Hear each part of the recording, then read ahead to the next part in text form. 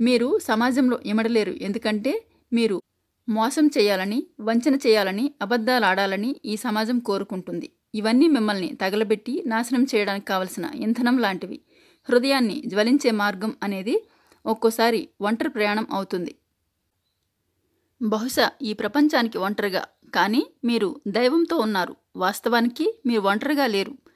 Angeles, masters ఎల్లప్పుడూ మీతోనే ఉంటారు. జ్వలించే హృదయాలు ఎక్కువేమీ లేవు, కానీ దృఢమైన ప్రయత్నం చేసేవారు ఎందరో ఉన్నారు. ఛాలెంజర్ ఫర్ డిసైపుల్షిప్ అనే పుస్తకం వ్రాయడానికి కారణం అదే. ఒక వ్యక్తి గనుక ఈ పుస్తకాన్ని చదివి దాన్ని తనలో జీర్ణించుకుంటే అతని హృదయంలో ఆ జ్వాల రగులుకోవడాన్ని అతను గమనిస్తాడు.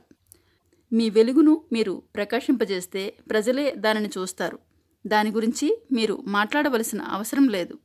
మీరు అబద్ధాలు ఆడరు లేదా మోసం చెయ్యరు. ప్రజలను మీ